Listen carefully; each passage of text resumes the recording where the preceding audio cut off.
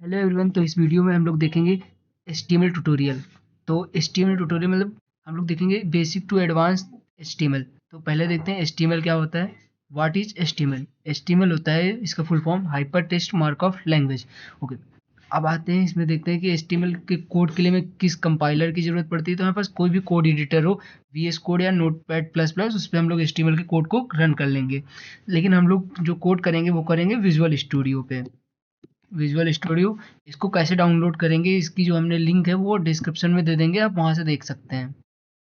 इस पे कैसे फ़ोल्डर बनाएँगे, कैसे इसका यूज़ करते हैं, वो हम पूरा ट्यूटोरियल एक अपलोड कर देंगे, आप लोग उसको देख लीजिएगा। अब इस यूज़ क्यों किया जाता है HTML का? HTML जो होता है वो, आइए हम लोग 2 इमेजेस के थ्रू इसको देखते हैं कि HTML क्या होता है। जैसा आप देख सकते हैं, ये जो पहली इमेज है ये कार की इमेज है, लेकिन ये जो है बहुत गंदी लग रही है देखने में। ऐसे ही होता है हमारा HTML जो है वो वेब पेज को बनाने के लिए कोडिंग करता है, लेकिन जो है बेसिक बना देता है। मतलब कि आप ये समझिए कि जो है HTML वो कोड तो बन वेब पेज तो बना देता है, लेकिन वो एकदम देखने में बहुत बेकार लगता है, अच्छा नहीं लगता है। जिसको अच्छा दिखाने के लिए हम लोग यूज करते हैं CSS और JS का। ये हो गई, जैसा हमारा समझ सकते हैं जो ये आप समझ लीजिए कि HTML है, और इसका इसके ऊपर जब हम CSS अप्लाई कर देते हैं तो वो कुछ ऐसा हो जाता है, ऐसा। तो ये हो गया हमारा HTML का। इसमें हम लोग थ्योरी ज़्यादा नहीं कवर करेंगे, हम लोग कोडिंग कैसे करते हैं वो देखेंगे कि कोडिंग, क्योंकि थ्योरी तो आप लोगों को कहीं भी प्रोवाइड हो जाएगी, थ्योरी तो आप लोग कहीं भी पढ़ सकते हैं। तो हम लोग बस कोडिंग कैसे करते हैं वो देखेंगे, तरीका देखेंगे।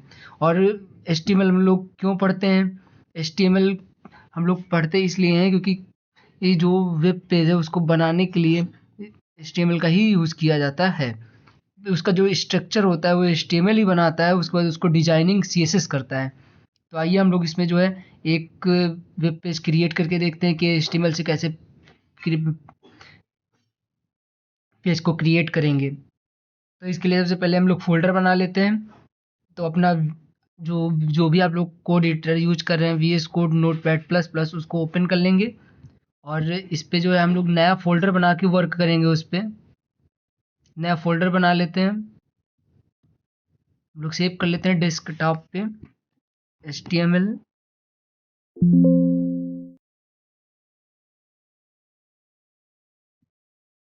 नया फ़ोल्डर इसमें क्रिएट कर लेते हैं HTML नाम से।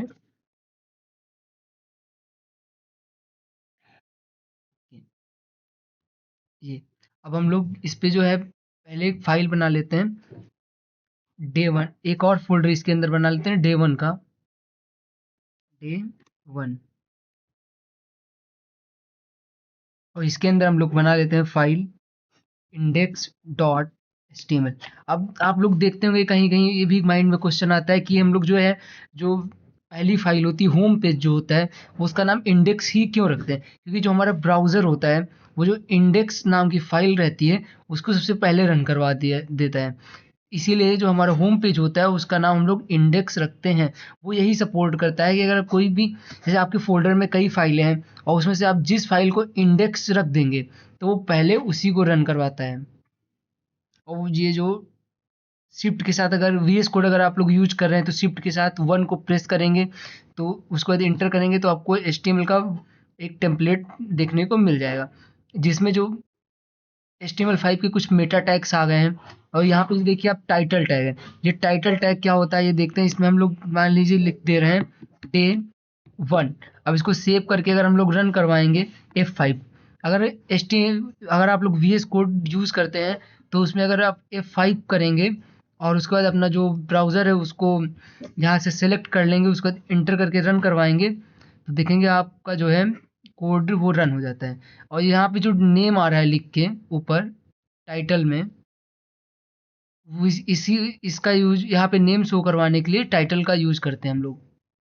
जैसे देख सकते हैं, जैसे हम यहाँ पे कर देते हैं, अब कुछ और कर देते हैं, जैसे डे 1 साथ में हम लोग कर देते हैं HTML। तो अभी देखिएगा वहाँ पे वो चेंज हो जाएगा, HTML हो गया। मतलब अगर हमको वहाँ पे जो भी नेम दिखाना है, आप देखिए जैसे कहीं होता है यूट्यूब लिख के आता है, फेसबुक लिख के आता है, किसी वेबसाइट का नेम लिख के आता है, तो वो यहाँ पे शो करवाने के लिए हम लोग टाइटल का ही यूज करते हैं। अब हम लोग देख लेते हैं इसमें हेडिंग टैग क्या होते हैं। तो हेडिंग टैग जैसे आप लोग देखते हैं कि वेबसाइट में कई तरह के छोटे बड़े फॉन्ट लिखे रहते हैं, वो हेडिंग टैग के अंदर लिखे जाते हैं। ये हेडिंग ये हेडिंग टैग हमारे 6 टाइप के होते हैं: H1, H2,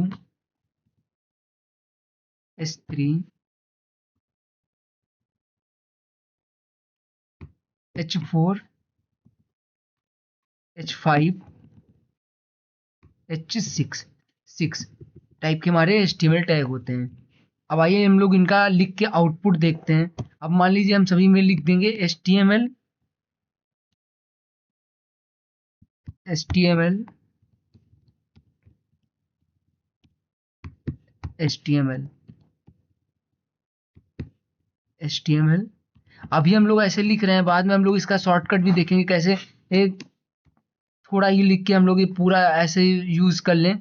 मतलब अगर वी एस कोड अगर आप लोग यूज कर रहे हैं तो हम लोग बहुत ही इजीली कम लिख के कोड को काफ़ी कर देंगे। जैसे हम लोगों ने ऐसे लिखा था A1, H2, H1, H2, H3, H4, H5, तो ऐसे लिखने की ज़रूरत नहीं थी। H1 लिख के उसके बाद मल्टीप्लाइड करवा देते 6 से, तो ऑटोमेटिक वो 6 दे देता मुझे। उसके बाद उसको भी चेंज करना था। यहाँ पे आके एंटर करेंगे तो आप देख सकते हैं जो H1 होता है वो हमारा बड़ा रहता है, इस लार्ज रहता है, उसके बाद फिर एक छोटे होते चले जाते हैं। तो ये होता है हमारा हेडिंग टैग। और इसमें हमारा एक होता है पैराग्राफ टैग। पैराग्राफ टैग के अंदर जो है हम कोई भी कंटेंट लिखते हैं, जैसे कोई भी पैराग्राफ है डिस्क्रिप्शन टाइप का हमारा लिखा जाता है, ये देख लीजिए। पैराग्राफ के अंदर हम जो डिस्क्रिप्शन लिखते हैं, जैसे हमारा जो बहुत जो कॉम्प्लेक्स कोड रहता है, मतलब जो ज़्यादा कोई लंबा डिस्क्रिप्शन टाइप का, या जैसे